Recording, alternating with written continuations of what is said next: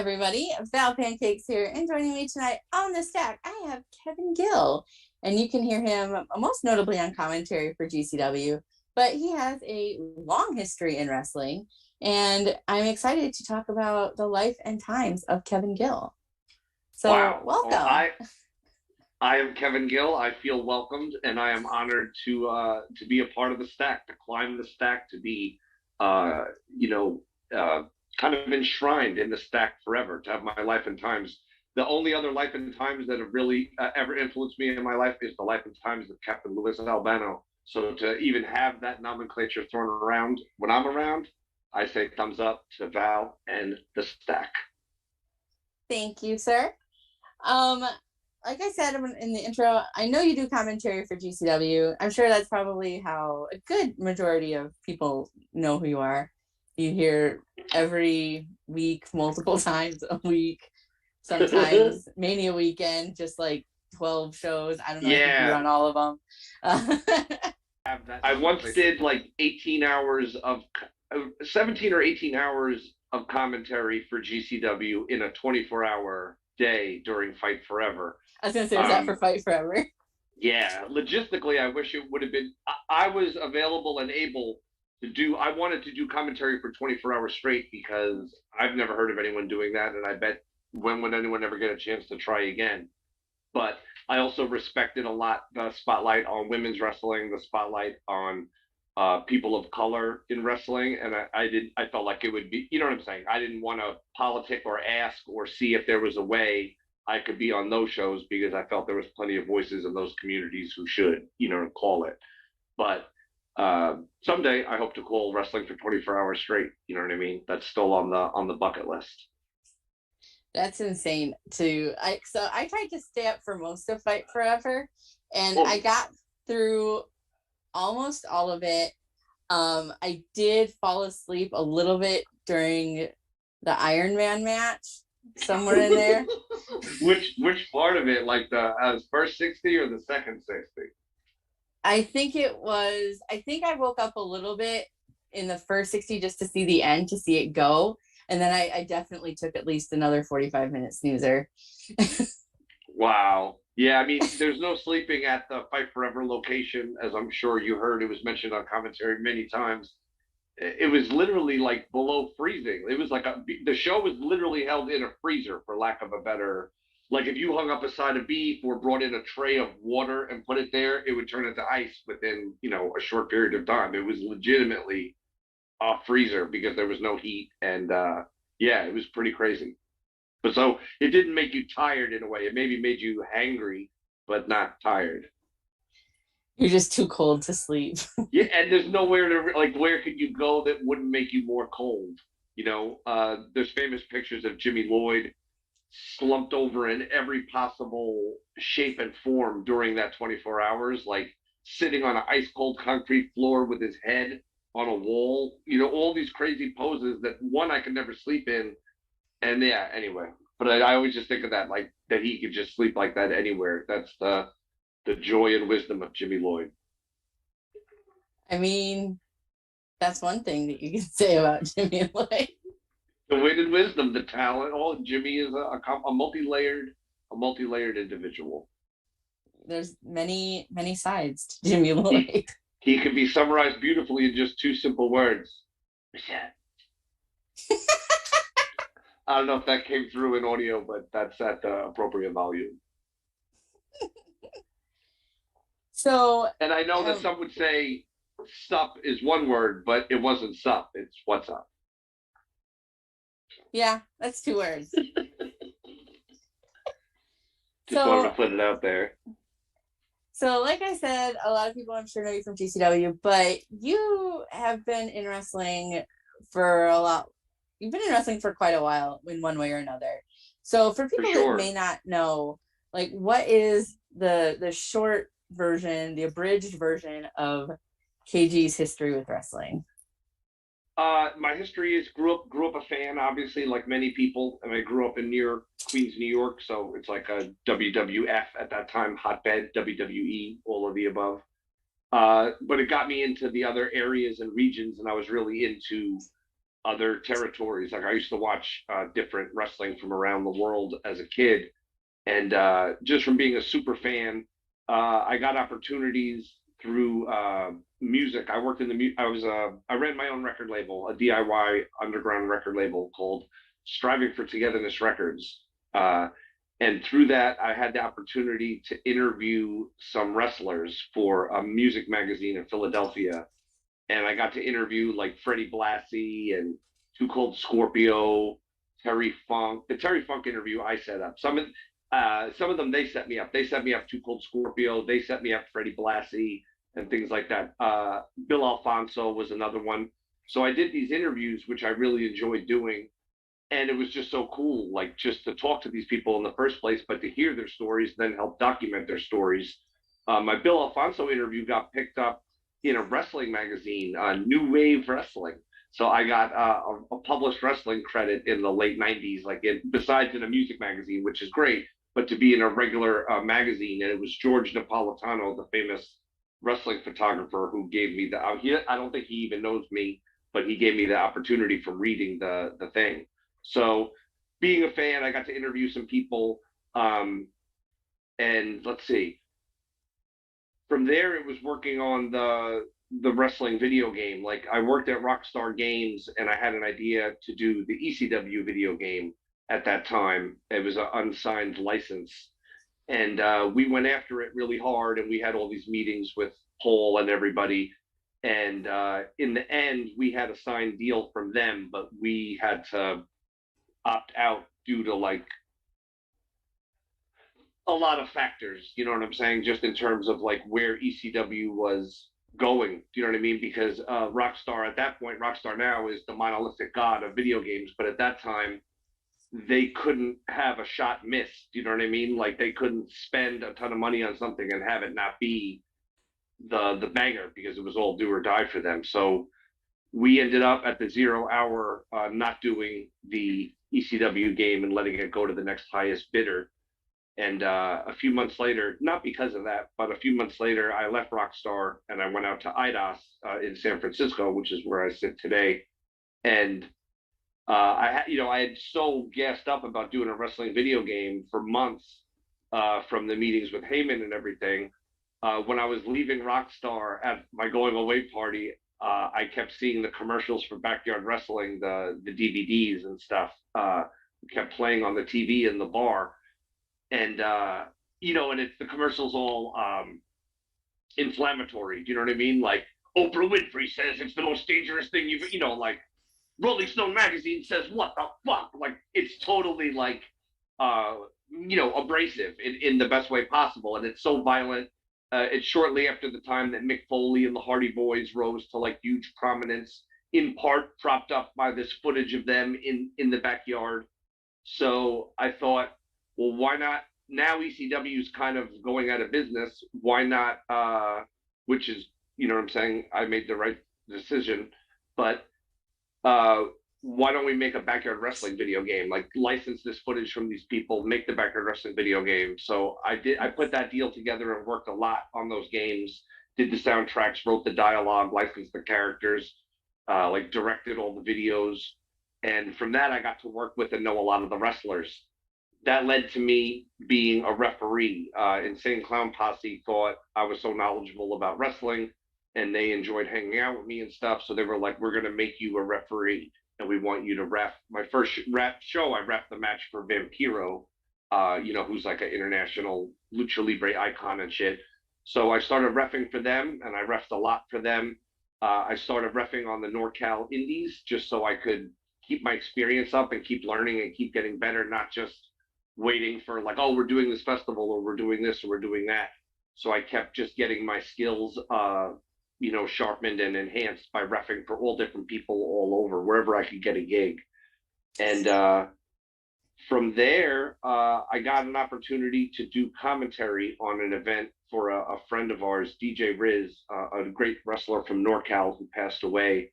And there was a tribute show for him, and I got to do commentary on it. And it came out on a DVD and everything that I helped put out. And from that DVD, it was me and Lars Fredrickson from Rancid did the commentary on it. And the ICP guys saw it, and when they saw it, they were like, "You're the new commentator for our company." So I was like, "Fuck yeah!" Like I was afraid they wouldn't like it, you know what I mean, for some reason, but they loved it, and I started doing commentary for them. Oh, I left out one thing though. So when we did the Backyard Wrestling video games, we showed the games at E3, like the big video game industry convention, and there's like tens of thousands of people there, throughout the day and whatever. And we had a ring set up, and we had matches like Super Dragon, M Dog Matt Cross, Angel, who used to be in XPW, Bobby Quance, Madman Pondo. We had a bunch of people that are all active today wrestled. And we did a tournament for the title, and it was a 3-day tournament in LA in front of the video game industry crowd.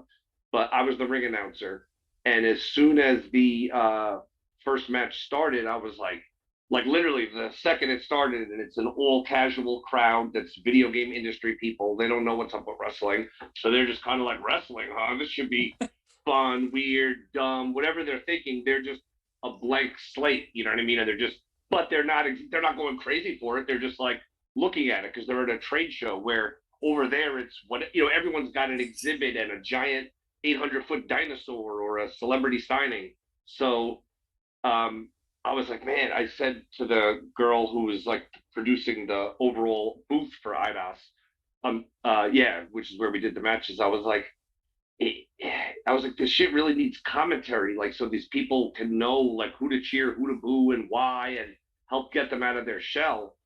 And she's like, oh my God, like, can you do it? And I'm like, sure.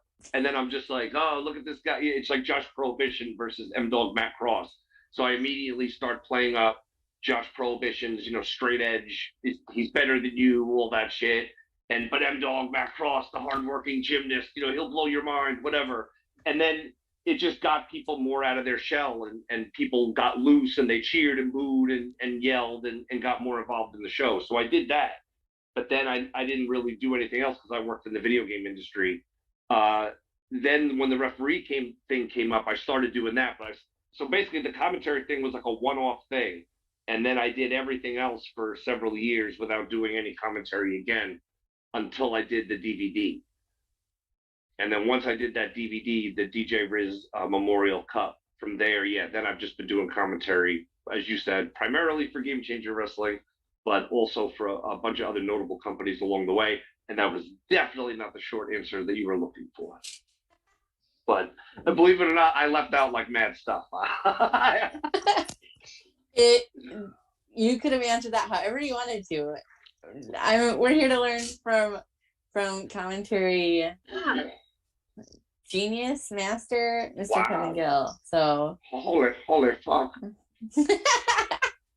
But like I said, I know that you have been involved in several aspects of wrestling, and I just wanted to showcase all of that so that when we move on to other questions and people have a perspective, because you didn't just like walk in yesterday or 3 years ago and buddy up with Brett. Correct. And now you're on commentary. No, like you have like a history. Yeah, like with the ICP thing, me and Shaggy Two Dope were a commentary team, and we did, I couldn't tell you how many, like dozens and dozens of pay-per-view events in the pre-streaming boom period created by GCW, quite frankly. But years before that, JCW was doing weekly pay-per-views on a smaller scale, but with a lot of great talent. And I got to do so many repetitions, and doing Shaggy Two Dope is brilliant on the microphone and hilarious. And with that audience, it's like a rambunctious audience and whatever. So I did so many shows with them, and then Violent J eventually joined. Then we were like a trio. So that's crazy to me. Like they didn't say, which would have been a totally reasonable thing to say, okay, KG, it's been fun, but now I want to do commentary again. I'm back. I'm Violent J. Instead, he joins the team of me and Shaggy. Like we were all one thing. So that to me was really cool.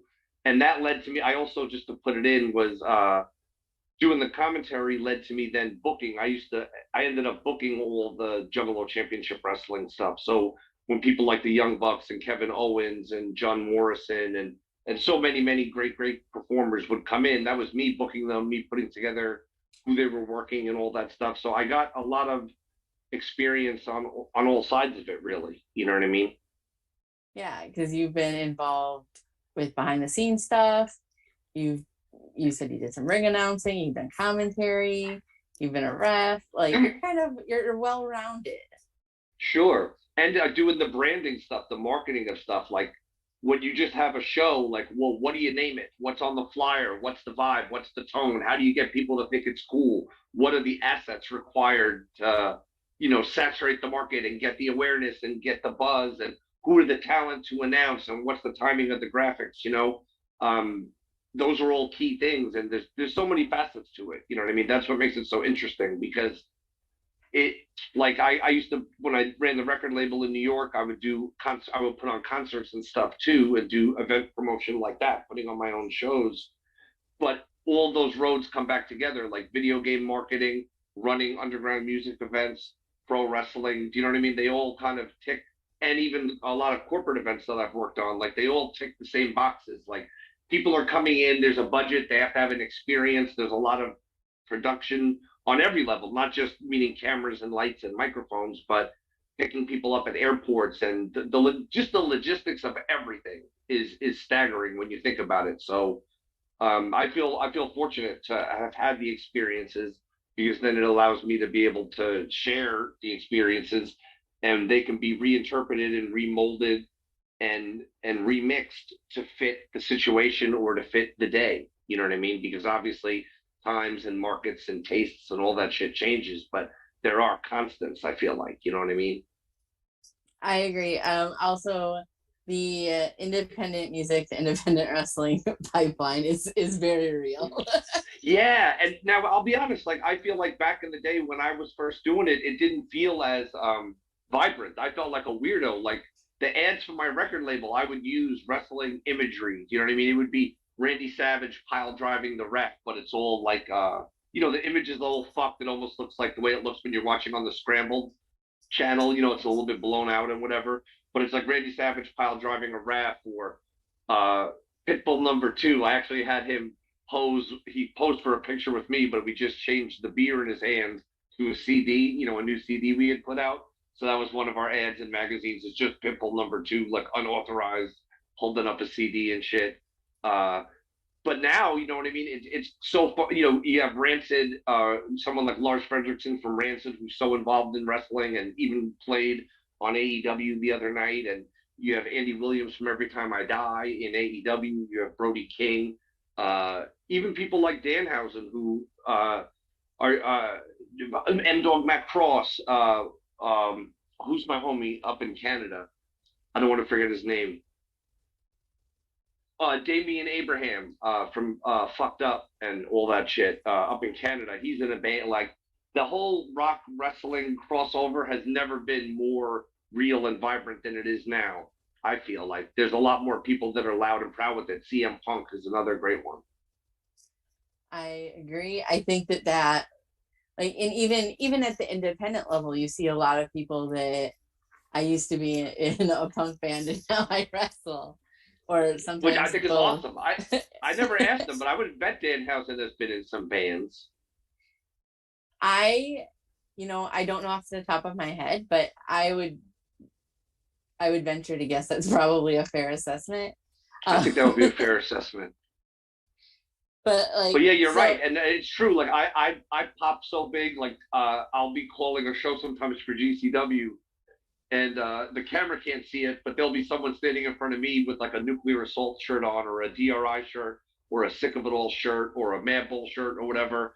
And if the camera can't see it, then I'm not going to say anything. You know what I mean? But it still pops me. Like, I love that someone who loves Nuclear Assault or Sick of It All or whoever is here at this show right now representing for that. I love that crossover between worlds and passion of fandom and things that get you through the day and get you through life. Because I think some people overlook sometimes that's what wrestling really is. Just like music, they're the same thing in that way. They're art, like any art. It's an escape, it's an outlet, it's many things for many people, and it works on many levels.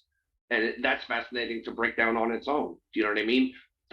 What the performers get out of it, psychologically, mentally, all that stuff, what the fans get out of it, uh, the money that's made, the feelings, the memories, everything. Like it's all one amazing concoction.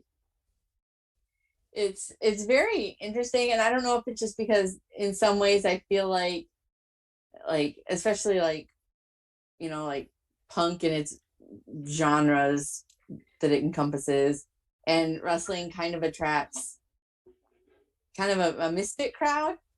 Sure. And I don't know if maybe that's why it seems like there's so many people that have, like, you know, a foot in both. Yeah, and they find Pools or that whatever.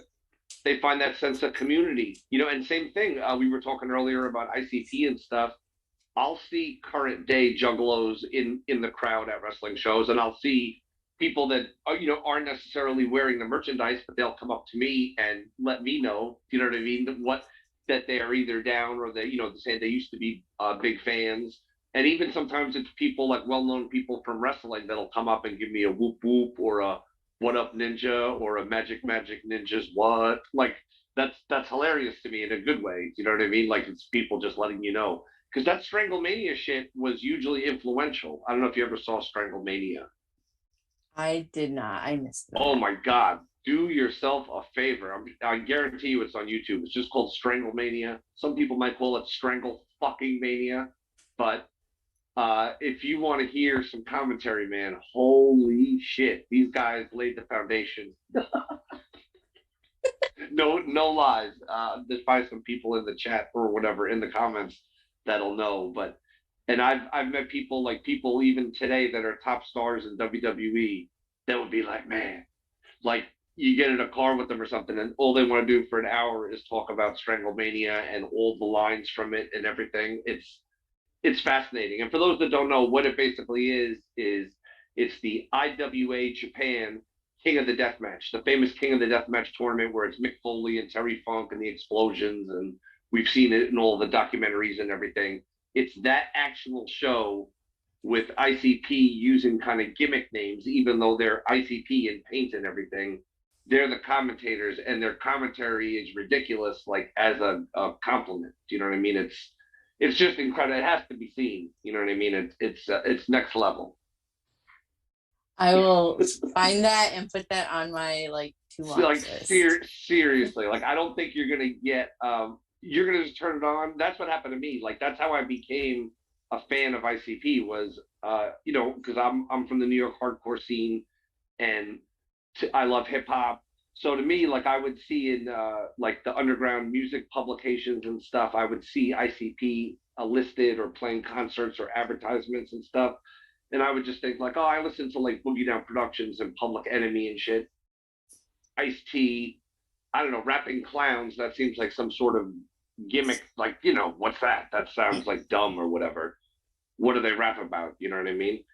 But then I saw Stranglemania, and it just blew my fucking mind. That's it. I just wanted to put that out there. So yeah, note to self, we'll definitely check that out. See, we're all like, this has been great. See, like I got into I've been a fan of professional wrestling my whole life, but I've only Sure, been into like independent wrestling really for like the last 10 years within my local well, area, sure. and out of that for about 3. So there's still a Wow. lot of things that I need to catch up on. Sure. But that's great. But you're doing it. That's the thing. And there's no. It doesn't matter whether someone starts tomorrow, starts today, just started yesterday. I think it's great now that now you have something like AEW, which can deliver like a true alternative experience, like on a big level that you can see on TV and through their YouTube channel. Think of how many people are going to discover independent wrestling through when they watch all these people on Dark, or they become a fan of certain people, and then they're like, "Who are these people? Like, where do they come from? Oh, they wrestle somewhere else." And it's not just on Dark. Obviously, it goes on up through the card, but even just using Dark as an example, because so many people from the independents often end up working matches on there. You know what I mean? Yeah. It's very interesting. And like I said, I've only been really watching independent wrestling out of my local area for like the last 3 years, which it sort of feels like it's been longer than that because the pandemic was weird for all of Sure. us. It distorts time. And but also because I think I just went so hard into it. Like once I got in, like I was hooked. And I've traveled more in the past 2 years than I have in the past 20 years of my life, and it's all been for Wow. wrestling. That's amazing. But also, it's great you're here because it's the perfect time in a way. It's never been bigger. Like I'm someone that was there at ECW at the shows in like starting in '96, and I would go there and see all these incredible. From so who it is. It's fucking ECW, and then it's 89 or 91% of the Monday Night Wars and all that shit when it was called ECW, or meaning what WWE and WCW went on to make their Attitude Era and etc. was 99% of just Paul Heyman's genius. But as someone who was at ECW at that time and went to not just the shows in Philly, but I went to Queens, and I would travel a little bit. Like if there was a show in Connecticut or Staten Island or whatever, I would go. There's never been anything in wrestling since ECW till today like there is with what GCW is doing, and then of course there's other companies that are doing great things as well. I look at GCW as the market leader. Maybe I'm biased, but then I feel like in their wake or in their tide, or as the tide rises, it raises all ships. So as GCW helped break down barriers and innovate the kind of internet pay-per-view era, so to speak, where to get big audiences to tune in to shows on a worldwide level rather than people who just put a show on a platform that isn't being watched. You know what I mean? But since GCW has done that, there's many great companies that are doing their shows and doing big business. And think of how much talent there is. Like there's such a crop of headliners out on this independent scene right now, and the people that you can see in Game Changer or Defy or any of these other places. You know what I mean? You know what I'm saying? I could name 100 of them, but you know who they are. Yeah, just the fact that like even now, and maybe it's because I didn't know it was there because I didn't know to look for it, and now that I know to look for it, I see a lot more of it, which is certainly possible. But man, I feel like just tons and tons of just talent out there right now, just killing it in indies all over the country, and on those different tiers. There's the people that are say at the top of it. You know what I mean? The headliners, the people that are flying to every city and working so many days a week everywhere. It's not just them though. You know what I mean? Under that, there's levels. It's like a food chain in a positive way. Meaning everyone's coming up through the ranks. Like there's vets to learn from. There's hungry young talent. There's platforms to be seen. There's reputable promoters to work for. Do you know what I mean? There's people that are covering the good stuff, and all that leads to more for everybody, in my opinion. It leads to new stars, which is the foundation of everything. Absolutely agree. I think that with GCW kind of got me into watching independent wrestling because there were all these people that I was like, this isn't the same, right. This isn't the same 5 people that I see fight each other on Raw every night. Like there's so many more people with different attitudes and, the way that they hold themselves and just the different styles that they wrestle. And to take, the people that I saw on one random GCW show and then follow them to other places and then see more people and then see more people. It's just like it just exploded, and now it's like I want to go to every show all the time. And unfortunately I live in Nebraska and that just isn't really feasible. But at this time, until your ship comes in. But I until Bitcoin hits 100,000. Sure. But it's something that now that I know that it's there, it's a lot easier for me to follow and to go to different, even within my, regional area, something that I can drive to like in 8 hours. Like there's so much even just from here. And I think that all of the indies that are decent, not, like, you know, you know, you know, but I think that you're seeing better talent more often. Mm-hmm. Yeah, the cream is rising, and even though there was times, just in the last year or so, when suddenly a whole bunch of talent would suddenly get a contract somewhere, uh, and nothing missed a beat. As great as all that talent was, and the stuff they went on to do, and etc., it didn't stop the rise of the indies, so to speak. There's new stars, there's new talent, there's all these hungry people. I mean, I'm just so blown. Look at Nick Wayne, look at Jordan Oliver, like look at Starboy Charlie, just those three. And again, they're not the only ones, but I just look at that and you're like, wow. And then Cole Radrick and Yo-Ya and all these young guns, so to speak. There's so many of them that are so great.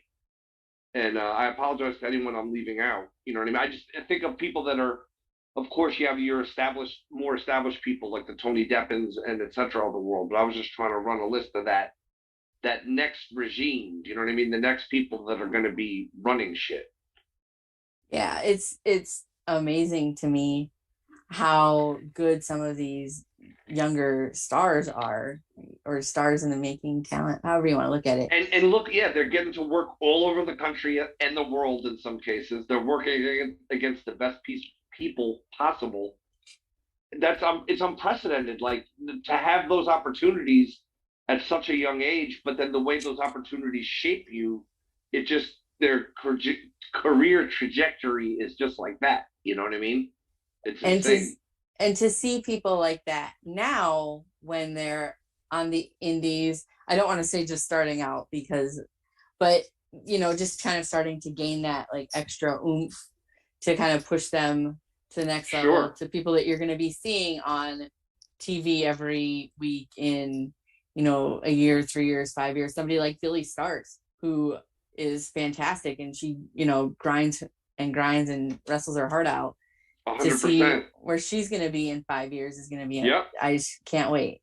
So. She's another young gun, and she's also got a great mind. Like she's a very, very smart individual. You know what I mean? Like just from talking with her, like I shoot the shit with a lot of different people in a lot of different places, and a lot of people say a lot of dumb shit a lot of the time. But she's like a very, very smart cookie. Is Billie Starkz, and that combined with her dedication and the talent, the support of her family, all that to me, that all adds up to success. And she's on her way to the pay window. Yes, and if to people that may not, and I don't know if you're watching this and you're not familiar with independent wrestling, I don't know how you found me. I don't know how you found Kevin Gill, but welcome. If somebody isn't watching independent wrestling, I, for the life of me, couldn't figure out why. It's so accessible, and there's so much of it, and there's something for everybody, no matter what, style you like. If you, like GCW, or if you like, more like Lucha Libre stuff, like sure, there's so much wrestling out there. Yeah, it's accessible and it's easy to support. I think that's part of it, in my opinion. The magic of what makes GCW work is it's the connection with the fans, and the fans make it all happen. You know what I mean? So if you, whatever facet of wrestling you love, for the love of God, please buy the ticket. You know what I mean? Buy the ticket, buy the pay-per-view stream. Do you know what I mean? And it means so much, and it literally makes the shows possible. You know what I mean? So and I love that connection, especially during the pandemic when everyone was home and whatever. For some people, they might not have left the house in like weeks, and now, but GCW is coming into their house, so to speak. You know what I mean? The modern in your house. It's or whatever your favorite company is.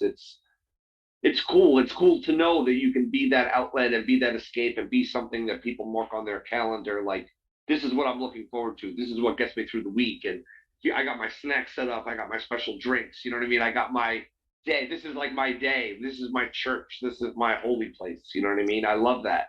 And to provide that to people, because I know what it means to me. And then if you took it away, well, what else is there, in a way, not to be grim, like for anyone. So if you have your love and you have your passion in it, that's what gets you through life. That's beautiful. You know what I mean? Follow it, keep moving towards it, and it's always possible to have it there, especially in this modern era. Like back in the day, there would be all these shows going on, and you'd wonder what the fuck happened. Now you can literally be at someone's wedding with your phone and like a kayfabe ear gimmick, fucking watching the shit. You know what I mean? It's a beautiful thing. It brings a tear to my eye.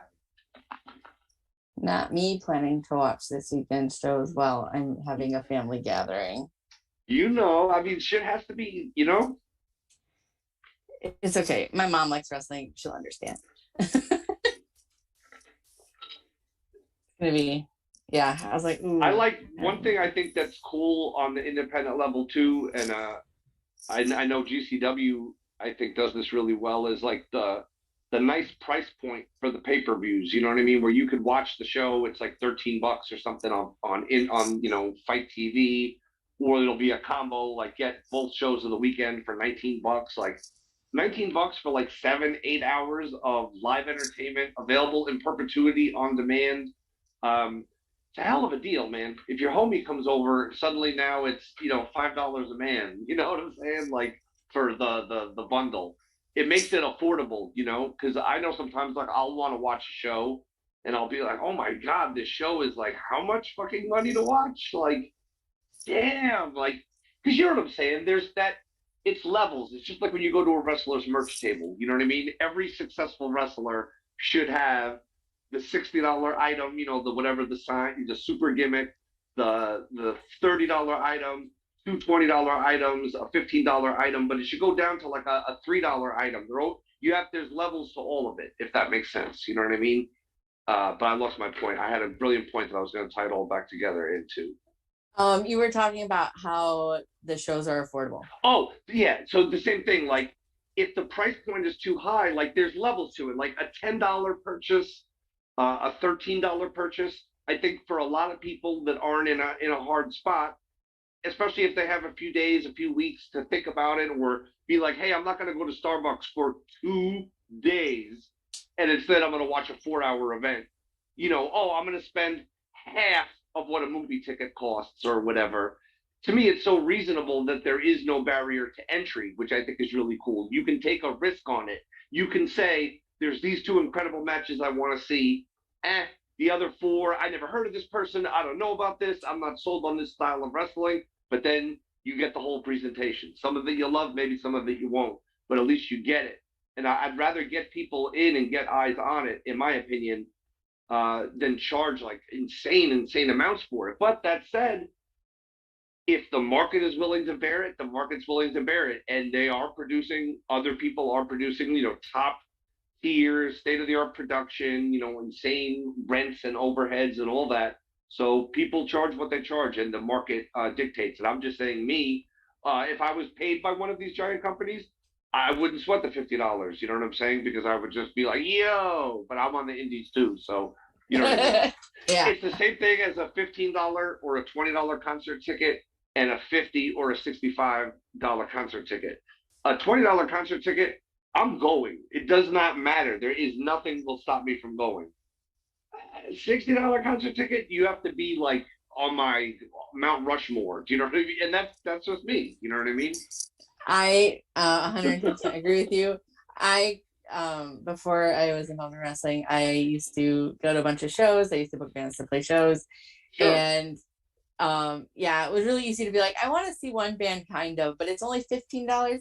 I'll just go and watch the whole thing. Right. Versus but if like it was 75, 60, you wouldn't go. Right? I was like, that's like a whole like week's worth of entertainment. Yeah. So I feel like for dollar, the value, it's like it seems reasonable and it seems open-ended and it seems easy to get into. If you hear the buzz, if you have a friend that's into it or whatever, you know what I mean? You could just throw it on your TV and bounce it to your phone, or vice versa. Throw it on your phone and bounce it to your TV or do whatever, and it's there. Like it's not like the old days of internet pay-per-view where you're on your computer and shit. It's just so amazing how things have evolved for the better, and it's grown. I think the independent wrestling business overall for people who think globally. You know what I'm saying? Not everybody thinks globally and acts locally, but it is a good strategy. Well, and IMHO.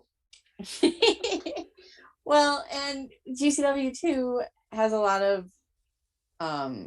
free stuff on the YouTube with like the JCW and some of the LA Fight stuff. So kind of really there's no reason to not give some of those, maybe like for me, I live in Nebraska, so I'm not always as familiar with all of the West Coast talent, Of course. but to give But it now a they have chance a to check free them now out. they have a free pay-per-view every few months or whatever, LA Fights. And then also on the East Coast, same thing with Jersey Championship Wrestling. And that really helps grow the future, in my opinion, because now you're opening up between both those headings, you're opening the floodgates in a positive way to let in all that talent and really just go through them with the comb and be like, all right, who's really got it, who's ready, or who can get the experience and seasoning they need. That's a beautiful thing. You know what I mean? Truly.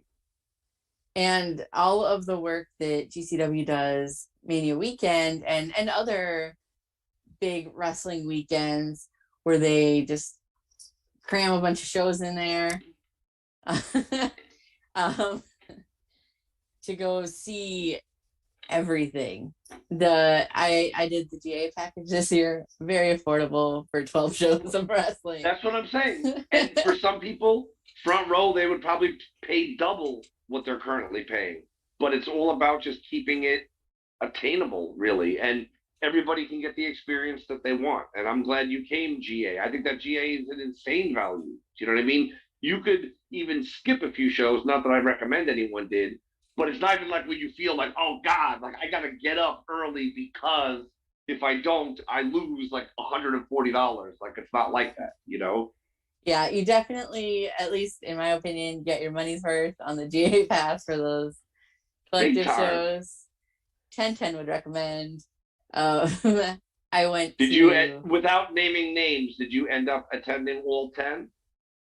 Or sorry, did you end up attending all the collective events, every one of them? I didn't go to one show. That's understandable. But again, there's only people do need to rest sometimes. Hydrate. I just went to a different show. Touche. Yeah. Now that's an in-depth interest. I went that's amazing. So there was the 3 days of the collective, and then that Sunday there was Mania, but there was at least in Dallas, there was some other indie running like off in Arlington. So over the 4 days, I went to 14 shows. Wow. It was fantastic. That's crazy. That's crazy. That's awesome. That's super awesome, man. It's not something I would do every month, but it's definitely like a good once a year, right? Yeah, exactly. Like once a year, just commit yourself to it. Go with an open mind and comfortable shoes. And yeah, so key. And that's incredible. Snacks in your purse and just go for it. Not that I want to divert you away from the robust American independent wrestling scene, but just throwing it out there. I one time went to Japan right around New Year's Eve, and I went to Wrestle Kingdom and like a Big Japan show and the New Year's Dash, like their Monday Night Raw they do after Wrestle Kingdom. It used to be a Kurikan Hall. Now it's at some arena. But I went to that little loop, and it's a way big. I could have went a few days earlier and went to like just shows. Like that's when that shit goes down in Japan, and it's not as expensive. I mean, not that we can really go super freely to Japan right now, but as these interviews live in perpetuity and as things get more back to online, hopefully, with everything going on, I recommend people take that trip to Japan, man. One day the planets will align, and I'll get to. I want to like host a trip or something to Japan because I just want to go. I need a reason to go, and I have so much fun going there and hitting off all the spots. But I recommend anyone who can do it within the sound of my voice should do it. And once you're there, it's not nearly as expensive as most other places. You know what I'm saying? You can't stay at the Hyatt or whatever. But yeah, just keeping it real. But the place you will stay at will be awesome and clean and nice, but it's just not an American hotel. An American hotel is like $400 a night or more there, but a Japanese style hotel is like, you know what I'm saying, like a fraction of that. I have never been to Japan. That would be Oh, so much fun and so interesting. And the if you, people, oh, I love it. I literally love it when you see the way they treat the wrestlers. Like just that alone is so magic. Like because you'll just be around after the show or whatever, or walking in or walking out, you'll witness the fans and just how they approach the wrestlers and the whole thing. It's just like it's hard to explain, but the love and passion and the way they revere wrestling there. Like, well, I got to go there with GCW a few times, and I would just be traveling around on the trains in Japan as one does, but I would be with whoever from GCW and random Japanese businessmen. Like we would just be on the train, and and everyone except us is just a person in like a suit, business clothes, going to work. Everyone's very generic, and then it'll be like and me and Joey Janela and Schlack or whoever, and then someone will come over like, oh, like they just start going crazy because they were at the show last night, and it's like, oh my God, it's Joey Janela, it's Jimmy Lewin, it's Drew Parker, whoever. But even those interactions were so nice, and it was so, I don't know, it's hard to explain, but the idea that these fans were just kind of everywhere, we'd run into them every day, no matter where we went. Even just walking down the street, and I'd be watching sometimes, and you'd see someone just like they just stop and freeze for like 5 seconds as they're like, so they're just in their neighborhood or they're whatever, and suddenly like five of the GCW roster are walking down their street, and you can recognize Jimmy because he's in a GCW shirt with the cut off sleeves and the stars and everything. But yeah, I it's just a mean, trip. It's a wonderful country, man. Just the absolute best. I Jimmy hope to be Lloyd back there soon. is easily recognizable because he's like a cartoon character. He just always wears the same thing. Yeah, he's like a cartoon character on a show that doesn't have a budget to change It's just like what the characters it's just wear. like Doug, like how Yeah, Doug exactly right. One time you draw Doug, one time you're done. I love that Jimmy wears that all his clothes are like the lowest effort clothes possible. Like he doesn't have shoes; he has like slippers. Do you know what I mean? He doesn't have like pants with a belt. He has like cotton shorts with like an elastic waistband. You know what I mean? His shirt is cut up so parts of it aren't there. Like it's for ease. It's for maximum comfort. I would say, from you my know. estimations. And to some extent, I envy him for just being able to just dress for maximum comfort. I can't do Full that. times. No, I mean, oh man, yeah. I just don't have a funny Jimmy story, but I'll just leave it out. See, now I kind of want to hear it though. It's a story that's been Is told, it so it's appropriate? yeah, it's hilarious. It's been told a few times. I think it's fair Okay. to tell. One weekend we did a double shot, a Game Changer Wrestling. Oh, sorry. So we did Game Changer Wrestling in Las Vegas, and then Jimmy got another booking like the next day to wrestle in Las Vegas, and Jimmy was up, late and partying and all that.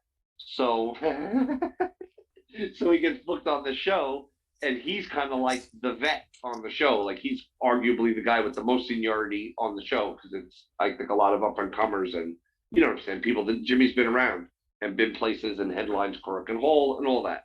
So Jimmy gets to the show and promptly falls asleep, and then no one wants to wake him up just out of like, oh yeah, I don't want to wake him up or whatever. I don't want to bother the guy. So now his music is playing. So his match is on. He's not dressed for his match. He's just been asleep in a chair and he hasn't talked to anybody or anything. So now someone wakes him up. And this is the greatest thing ever. So someone wakes him up and like, Jimmy, your music's playing. And he's like, what? And he just gets up and he kicks off his slippers and there's just like a pair of there's just a pair of shoes there, like someone else's shoes or whatever, boots, whatever. Jimmy just puts them on, goes to the ring because the music's already playing, and then when he gets to the ring and the ref goes to check him, he literally gives the ref his phone, his wallet, his room key, like his actual stuff. And then he had a fucking banger of a match, you know what I mean? And then went to the back. But that to me is the craziest and most hilarious story ever, because it's like, wait, what? And just that moment to me, because someone told me that when they were telling me the story, like the day it happened, I was like, wait a minute.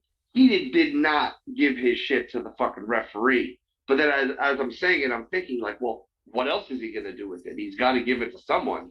And then someone brought up the footage, you know what I mean? And then you see him like get to the ring, and then he's like, you know, wallet, keys. Then wait, hold on, room key. And I'm like, man, this is wrestling history. Because I can't imagine. I don't know.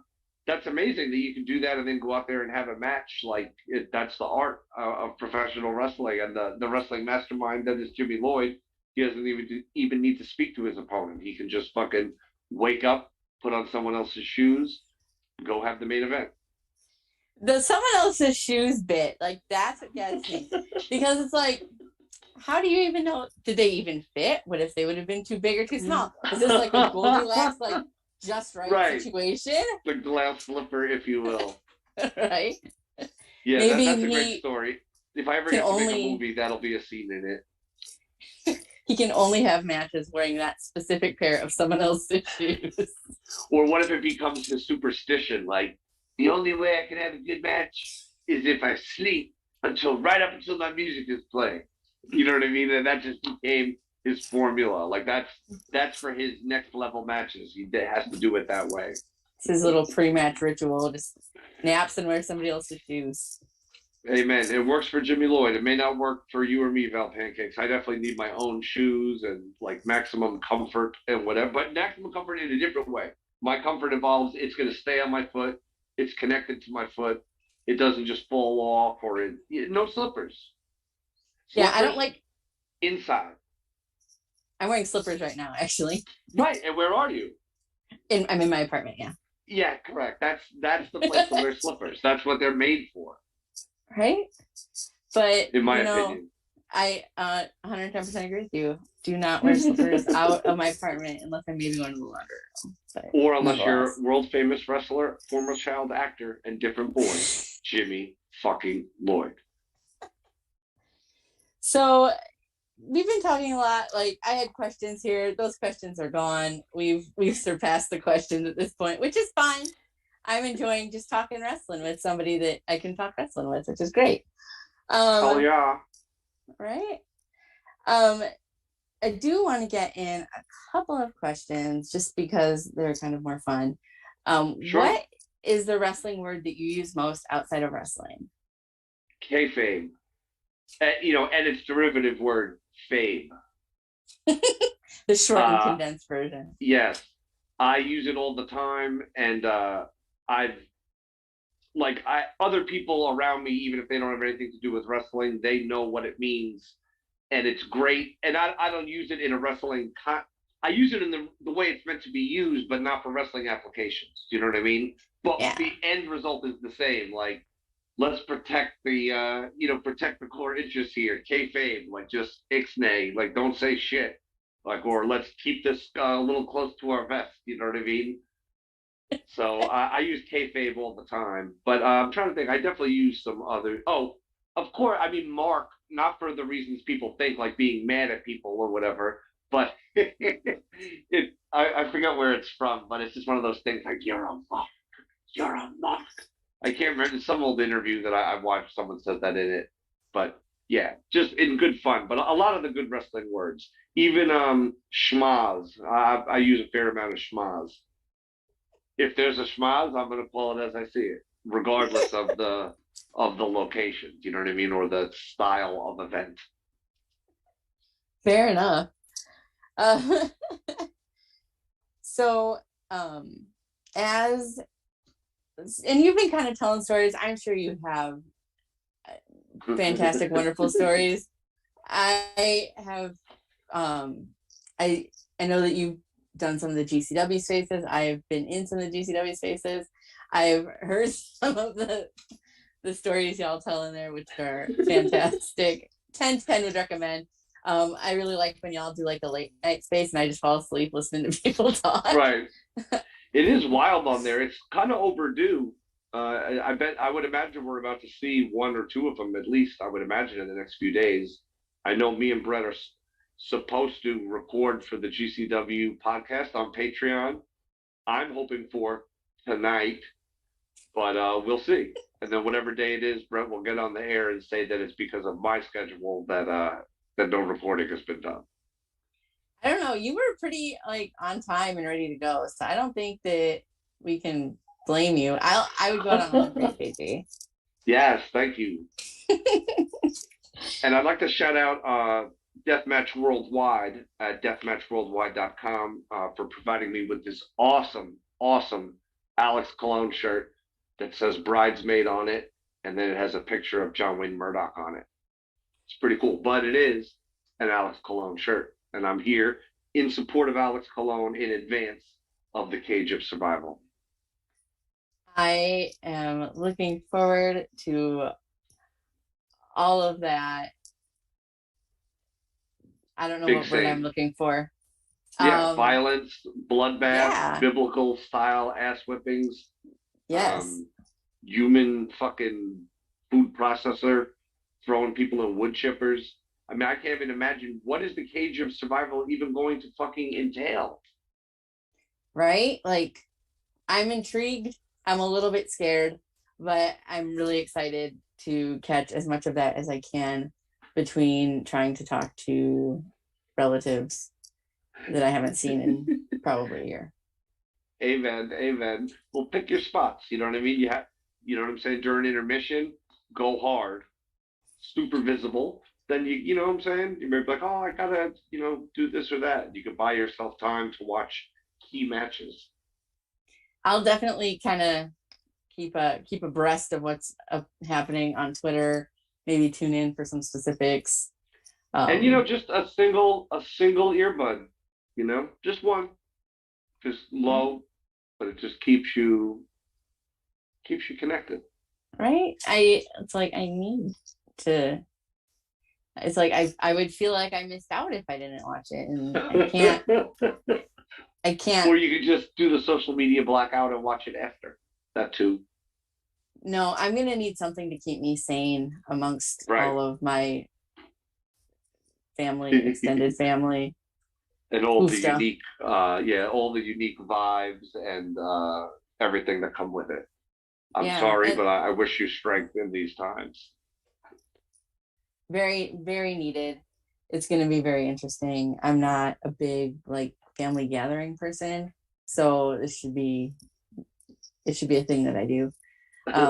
My mom will probably watch this back later, and she'll probably give me shit for all of this. But I love you, Mom. I'm doing this only because she asked me to. Hi, Mom. So you travel a lot, you're on the road all the time. What are your snacks? I'm a Snackosaurus Rex. I like snacks. That's kind of my thing. What are your go-to snacks? And I know it's gonna be a little bit different because you are you vegan? I feel like you're vegan. I'm a vegetarian? Just a lowly vegetarian. A lowly vegetarian who eats dairy products and stuff.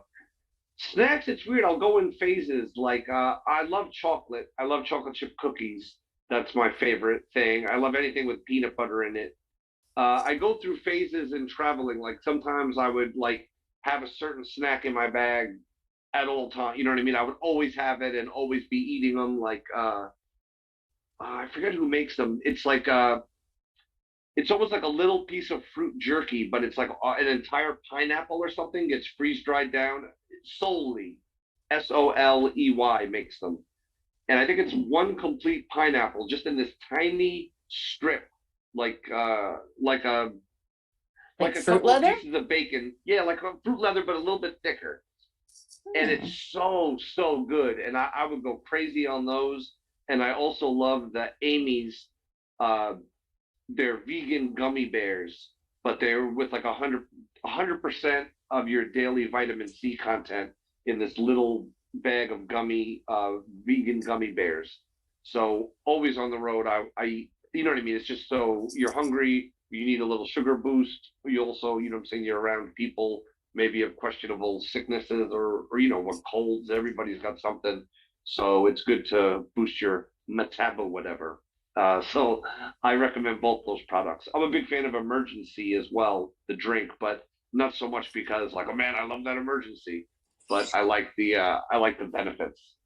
And shout out to almond M&Ms. Those things are fucking crucial. Excellent choices. Excellent snack choices. I just had yesterday for the first time the organic Reese's peanut butter cup. Yeah, I didn't know they had one, but they do, and I tried it. It's rock solid. Is it better than like a regular like non-organic dirt Reese's? I guess I don't know. Yeah, it tastes like the chocolate tasted like like a step up in quality. Like it tasted like you were eating a more advanced chocolate, like when you eat a chocolate from Europe or something. And you're just like, oh wow. So it just a little bit. It had a step in that direction.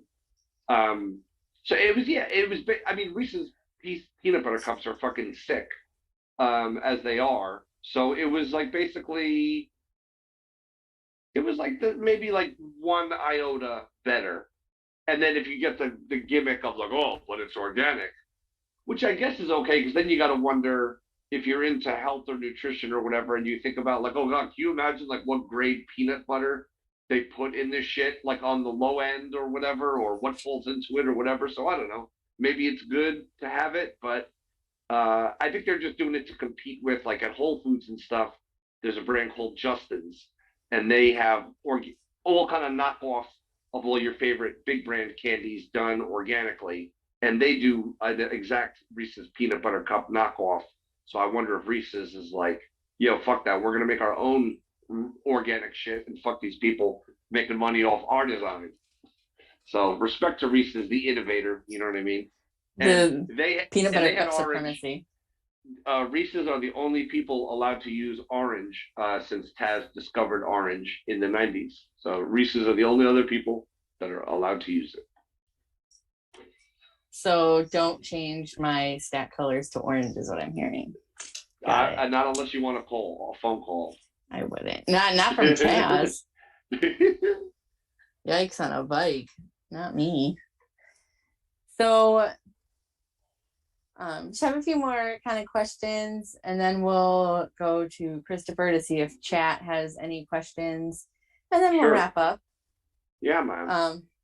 This has been fun just getting to chit chat with you for once. So hell yeah, I appreciate it. Usually I just kind of get to say hi and do your thing, and I don't want to bother you. If there's more time, I get to say things like, hey, what was your favorite match or whatever, because I always want to know that type of shit.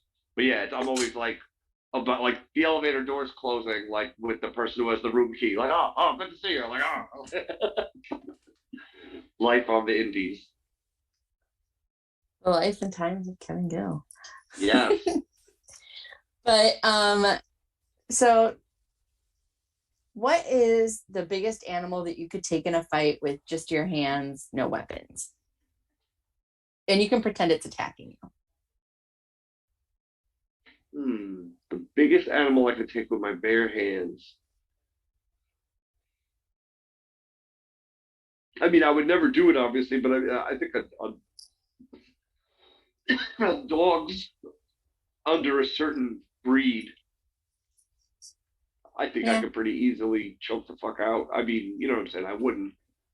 If it was attacking you and you were the animal, right. Then sure. I would try to put the dog in a sleeper hold, and then maybe later when the authorities arrive, they could slap the dog on the back of the neck, and the dog would just bark and kind of come back to, you know, kind of snap back to it. No, that's an old school wrestling reference. They don't do that shit anymore. Back in the day, when someone would go unconscious in the sleeper hold, they would then just stay unconscious, and usually the guy who did it to them would also be trained in the how to wake you up from it. If not, the ref would suffice. But they would come over and give you like a big slap, like right on a certain part of your body. And some people, when they woke back up, you know, they're in the middle of fighting still or whatever. So I always loved, those are like little lost parts of the art or whatever. But it's just fun to think about them sometimes, or even better, to look them up on YouTube. Right. What This would is you do back with that?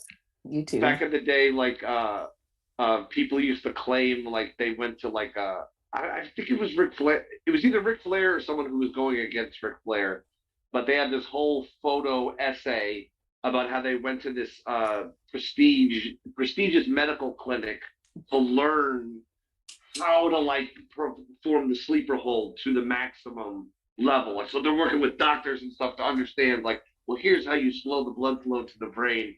And I just love that level of dedication. You know what I mean? It's like some really next level shit where you're like, wow. Yeah, like that's a whole Thank commitment. You. Yeah. And you know, and the crazy thing is though, is that the sleeper hold is a real hold. You know what I mean? If applied with intent, you totally put people unconscious with it. I've seen it done. So yeah, it's one of those. I've seen Roddy Piper do it to people. But yeah, it's one of those things. It's crazy. The sleeper hold. Be careful. Is Be that how careful, Jimmy gets brother. to sleep? Yeah, maybe that's how he does it. He has Joey or just whoever, anyone who's around. Anybody, Brett, Brett, put me in the sleeper. Just fucking cinch it in. And then you just leave him until you come back later and slap him here on the back, and then he just pops right up. Puts on someone else's shoes and does his match. Yeah, you get his music on, and then you wake him up. Who knows? Yeah, maybe someone put him in the sleeper on that famous show in L.A. Vegas. We'll never know. Lost to the history annals of time.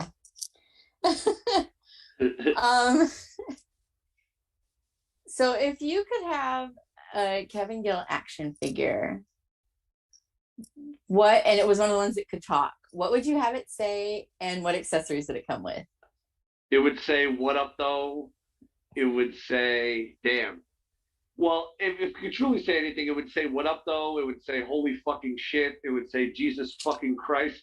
It would say, "God fucking damn it." It would say, "Excelsior." And maybe "What is truly poppin', though?" just to give it the full full array. And then as far as accessories, I would definitely like headphones. I need headphones. I think accessories would be headphones, a removable hat, sunglasses. And if it was like a Super 7 figure or something that comes with a lot of like detailed accessories, I would also want a portable battery pack and probably a vape pen. Nice. Just for the standards. And I said phone, right? Because the phone would be the music player with the headphones. So yeah, that would be straight. Yeah, that's like a good just assortment of accessories. Yeah. Basics. Oh, and if maybe to get crazy, a can of maybe it's a highball sparkling energy water, maybe it's a can of Red Bull Blue, maybe it's a can of some amazing energy drink company that needs a highly caffeinated spokesperson who also appears lots of places and could probably mention what's got him so hyped up. But I digress. But yes, a can of accelerant would be appreciated. I am glad that you threw out, but I digress. I really feel like this would not have been a KG podcast without, because like that's like your signature phrase for me. And thank you. And I didn't mention that. We should have said that for the figure. Yeah, the figure should absolutely say, "But I digress." Yeah, that's 1,000,000%.